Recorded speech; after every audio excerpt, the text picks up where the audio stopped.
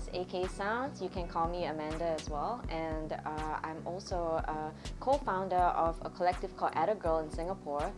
And I like to play all sorts of music. Well, I mean, top 40s is okay, you know, but I mostly play stuff within like global-based genres and also jungle, footwork, and hip-hop. Yeah.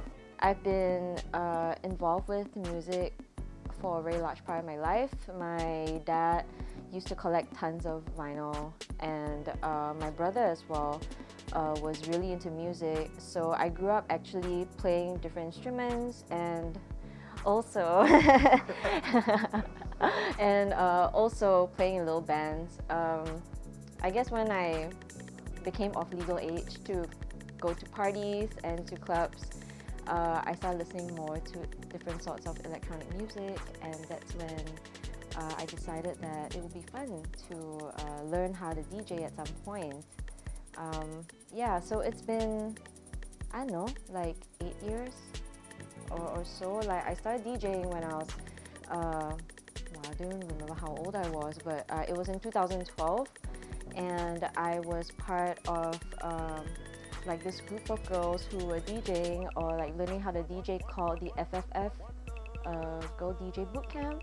And yeah, after I graduated, I just started DJing.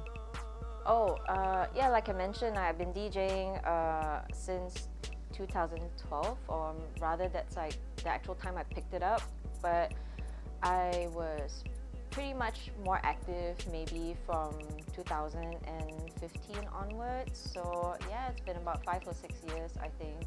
It's been pretty rocky, I mean, at some parts, but it's also fun, you know, because I enjoy playing to people and seeing people enjoy music and enjoy listening to what I like to listen to as well. And I think being a selector is just one of the ways that you're able to bring joy to people, you know, on the floor, and give them an avenue to relieve stress, right? So yeah, I think it's been great. I've met so many people in between, and like all the other well, I mean, the DJs that are going to be in this feature as well, people that I've met like in this journey, and I think that's great. You make so many friends, you listen to so much music that you've never listened to, you get introduced to so many things, you know. So yeah, I think it's been pretty fulfilling so far.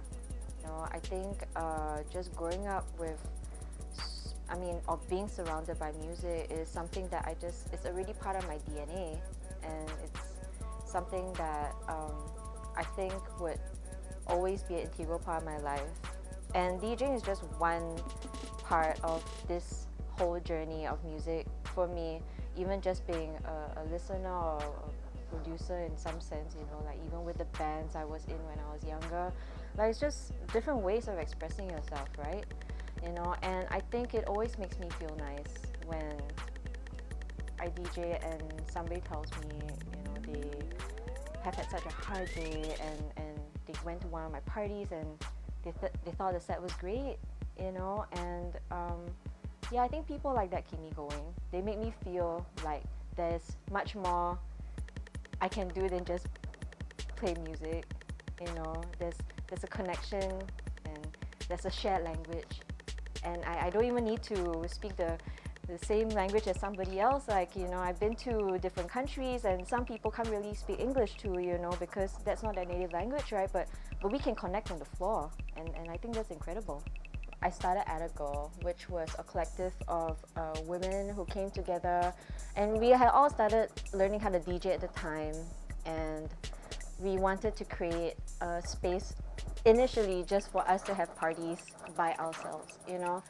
Yeah, it sounds a bit narcissistic in that sense, but I mean, the truth is, you know, sometimes it's hard in these spaces when it comes to women trying to be at the forefront and trying to perform, you know. And I think Adobe was one of the things that kept this career going in that sense, you know. It made me feel like that was much more than I thought I could do, just like other than play music, you know. I realized that other women also felt like the space was, or like the space we created was helpful, you know. And hopefully at some point, you know, I'd like to be able to get all these people together and create like a larger community and share skills. I think one of the things that I felt DJing did for me was that it created like another pathway of work that enabled me to have more time with my family, you know, and more connections with other people, you know, and in that sense, that created some like an extended source of like social mobility in that sense. And I'm hoping to extend this to other women as well, you know, who feel like, okay, I love music, but what else can I do? I'm like, yeah, if you learn how to DJ, you know, maybe you can do a party and that could be some source of income for you at some point. I don't know, you know. I mean, of course, like some people might find this activity frivolous, but I think that it's been doing pretty well for me. So yeah, I think I would like to be able to provide that for people, not just women, even like, you know, for all different sorts of people who feel that DJing or learning how to DJ or learning music, like what's in the music business, could be helpful for them. My takeaway message from this would be that you're not too old to do anything, you know. Yeah, at this moment I am in my mid-30s, and like I mentioned, I haven't been DJing for that long, if you think about it, like 5-6 years. So I think anybody can do anything they want, as long as they put their heart into it.